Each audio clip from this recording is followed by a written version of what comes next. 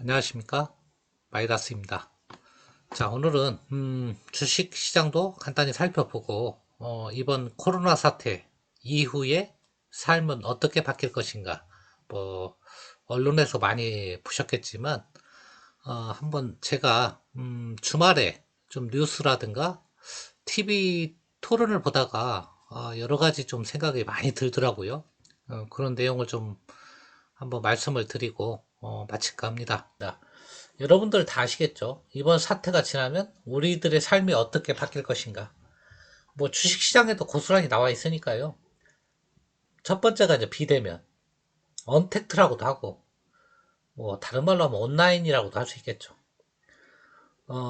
이미 비대면과 온라인은 이번 사태가 나오기 전에도 시장이 커지고 있었어요. 근데 이제는 가속화 정도를 넘어서 급속히 성장할 것이다. 그렇기 때문에 이제 이런 종목들이 다 올라가는 거예요. 온라인 판매.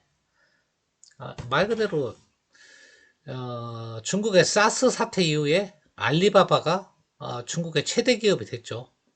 한국도 이제 지각 변동이 일어난다는 얘기입니다. 오프라인은 죽는 거죠. 사람이 오프라인이 뭡니까?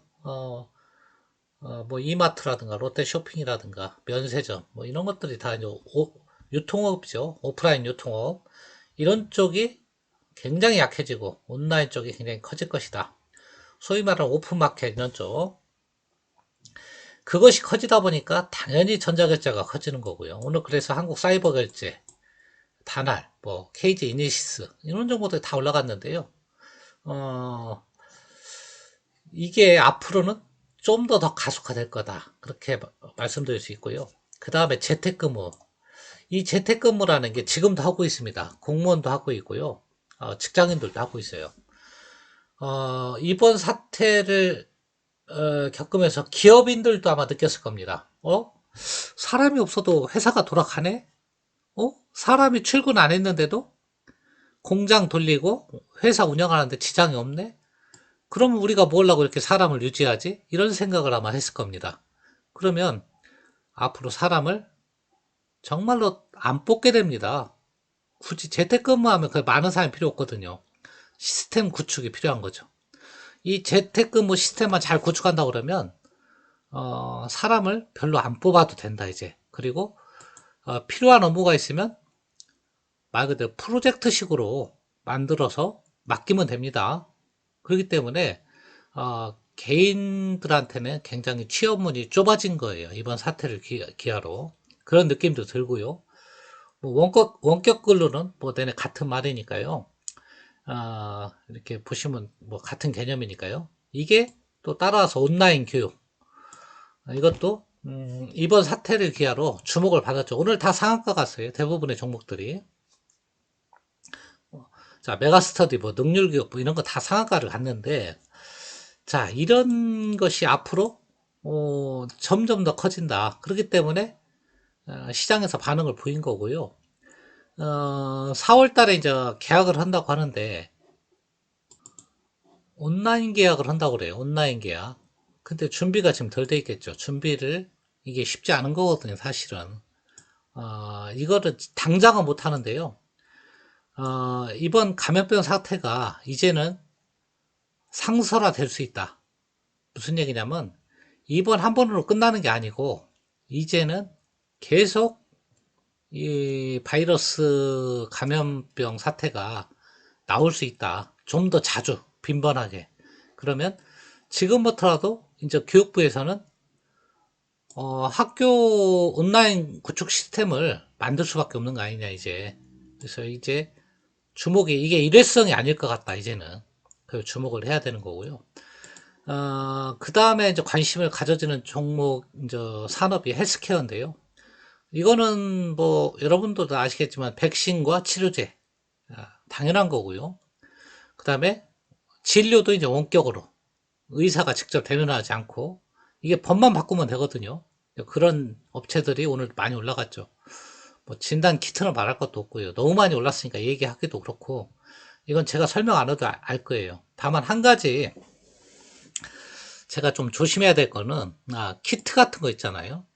이런 거 지금 최근에 많이 올랐는데 자, 이런 건 지속적인 시장으로 클 수 있는 여지는 있어요. 사실은 당연히 예, 바이러스 이 전염병이 많이 이제 발생하고 이러면 반면에 진입장벽이 그렇게 높지 않다는 거 여러분들 보시면 되고요.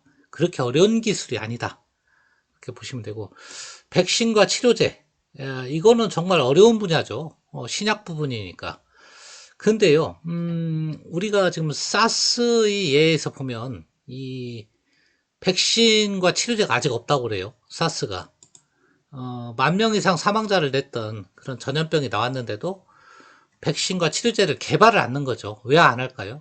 예, 돈이 안 되니까 안 하는 겁니다. 왜 돈이 안 되냐면 바이러스가 한번 거쳐가면 그 바이러스를 위해서 만든 약이나 백신이 의미가 없어져 버리는 거예요. 그다음부터는.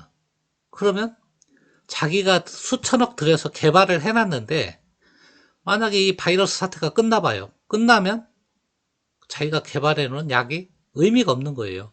다음번에 똑같은 바이러스가 나온다는 보장이 없잖아요. 이 바이러스는 변종이 하도 많기 때문에 변종이 생기면 기존 약으로 또 안 듣는 거예요.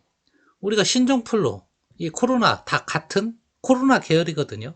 하지만 신종플루는 치료약이 있지만 이쪽 코로나는 치료약이 없잖아요. 왜냐하면 변종했기 때문에. 그래서 굉장히 위험한 거예요. 우리가 이 지금 백신 기업들, 치료제들 많이 올라가고 있는데 한번 급등한 종목들은 다시 한번 생각을 해볼 때도 됐다. 이렇게 말씀을 드리고요. 자, 원격 진료는 시장이 크지 않기 때문에 시장 그렇게 큰 시장은 아니죠. 그렇기 때문에 큰 뭐는 안 되지만 시장은 꾸준히 성장을 할 것이다. 이렇게 보시면 될 것 같아요. 자, 백신과 치료제 정말 좀 조심해야 될 분야다. 너무 급등을 했을 때는 정말 이게 엄청난 수익을 그 기업에 가져다 주는 지금은 그럴 것 같죠. 근데 만약에 바이러스가 좀 잠잠해졌다. 그러면 거의 의미 없는 약이 돼버려요. 그렇다고 해서 이거를 개발하는 게 하지 말라는 의미가 아니고 이 기술을 가지고는 있어야죠. 어떤 바이러스가 나왔을 때 백신이나 치료제를 빨리 이렇게 실험하고 만들 수 있는 그런 의료 뭐 파이프라인이라든가 이런 걸 구축된 기업을 우리가 잘 선별해야지 말로 그냥 이제부터 치료제 개발하겠다. 정말 사기성이 농한 기업들이 많이 보여요. 내 돈 가만히 있다가 이 사태로 주가가 급등하니까 대표들이 나서서 치료제 개발하겠다. 그 말 한마디로 급등하는데 그런 기업들은 잘못된 기업입니다. 전통의 백신 기업들이 있어요. 녹십자라든가 이런 기업들, 유한양행, 뭐 부광약품, 일학약품 이런 전통의 제약사들은 꾸준히 이런 쪽에 파이프라인을 구축하고 개발 시스템을 갖췄는데요. 최근 들어서 이렇게 말만 얹어가지고 주가 급등시키는 그런 기업들도 있습니다. 조심하시기 바라고요. 그 다음에 제일 중요한 게 대규모 재정 적자 한국이 이제 우려된다. 이번 사태가 끝나면. 그리고 한국뿐이 아니고 전 세계가 과다 유동성에 빠질 수 있다. 대규모 재정 적자가 왜 이제 빠지냐면요. 오늘 발표했어요. 소득 하위 70%한테 4인 가구한테 이제 100만 원을 주는 건데요. 여러분들 대부분 가정이 100만 원 받을 겁니다. 자녀가 둘이 있다고 그러면. 자, 이 돈이 다 어디서 나오는 거냐? 국채 발행이죠. 국채 발행. 얘기를 했죠. 근데요, 받을 때는 달콤하니 좋습니다. 그리고 지금은 필요하기도 합니다. 사실은 소비가 너무 위축됐기 때문에. 근데요, 이게 5월 달에 지급하는데, 지급하고 한 3개월, 5개월에, 3개월에서 6개월 내에 이 소비 위축을 살려내지 못하면요, 다시 살아일으키지 못하면, 그러면 그 부작용에 내년도부터는 정말로 큰 위기에 빠질 수 있습니다. 이건 한국만의 문제입니다. 왜 위기에 빠질 수 있냐면 올해 세수 부족이요. 세수 결손이 30조라고 그래요. 무슨 얘기냐면 세금이 덜 거친다는 얘기예요. 30조 정도. 여러분 아시죠? 예산은 3년치가 한꺼번에 움직이는 겁니다. 자, 올해는 올해 예산. 그 다음에 작년도 거 결산, 그리고 내년도 것도 이렇게 예산 편성하고 이렇게 세 개 년도 예산을 이제 계속 이렇게 편성했다가 쓴 거 다시 확인도 하고 이러는데요. 30조가 세수가 줄어드는데 쓸 돈은 얼마가 늘어나느냐? 지금 뭐 100조 기금을 발행해야 된다. 야당에서 나오고 있고, 전 세계에서 2,500조 이렇게 쓰는데 한국은 100조 정도 써야 된다. 이렇게 나오기 때문에 이 간극이 굉장히 커집니다, 지금. 조심해야 된다. 아르헨티나 이런 데가 디폴트 선언하고 그리스가 선언하고 베네수엘라가 아주 초 높은 인플레이션을 다 나왔던 것은 기축통화국이 아닌 나라가 재정 파탄이 일어났기 때문이다. 한국이 그렇게 간단 얘기가 아니고 이제 한국도 그것을 조심해야 될 때다. 세수는 이제 점점 덜 거치죠. 지금 상황이 안 좋으니까 쓸 때는 점점 많아진다. 그런 말씀을 드릴 수 있고요. 마지막은 아니네요. 그 다음에 실업, 앞으로 나올, 이 사태가 끝나고 나올 실업이 정말 두렵습니다. 이 실업자는 꼭 직장인일 뿐이 아니고요. 자영업자, 뭐, 소상공인이라고 보통 하죠. 이런 분들이 실업자, 이 대량으로 나올 겁니다. 자, 미국이 일주일 동안에만 320만 명이 나왔다고 그래요. 물론 미국은 주급제이기 때문에 더 많이 나올 수도 있는데요. 미국 기준이라고 그러면 한국도 벌써 지금 실업급여 신청자 금액이 9조가 넘었다고 그러죠. 이제 벌써 지금도 감당이 안 된다고 그럽니다. 그 금액을. 그러면 이제 고용보험 더 떼야죠. 더 떼야잖아요. 앞으로 훨씬 더 나올 건데 기본적으로 이제 300만이면 한국으로 따지면 일주일에 30만 명이 실업한 거하고 똑같거든요. 그러니까 근데 그게 일시적인 게 아니고 이제 구조화된 실업이다. 무슨 얘기냐면 상시 실업자가 이제 그 정도 상태로 구조화된다는 얘기입니다. 왜냐하면 자영업이 붕괴하죠. 이번 사태 이후로 자영업은 좀 붕괴할 거라고 봅니다. 구조 개편이 일어나서 많이 몰락할 겁니다. 왜? 사람들이 이제 언택트 비대면이기 때문에 온라인에서 주문하고 음식도 식당 가서 먹는 게 아니고, 물론 그렇다고 해서 식당 가서 안 먹는다는 건 아니지만 될 수 있으면 좀 주문 음식 시켜 먹고, 또 주문 음식 시켜 먹을 때는 믿을 만한 데 시켜야 되니까 대기업 프랜차이즈들이 좀 더 일반 소규모 배달업체보다는 더 선호가 될 거다. 그런 말씀도 드리고, 그러다 보니까 자영업자 실업자들, 그 다음에 한계 기업들 도산이 나오기 시작하면 거기서 나오는 실업자들이 대량으로 발생하기 때문에 정부 재정 지출은 더 늘어날 것이다. 그래서 이 구조화된 실업이 앞으로 큰 사회 문제가 이루어질 것이고, 그거에 대해서 지금부터라도 공론화를 해야 된다. 어떻게 기본소득을 이 사람들한테 줘야 될 건가.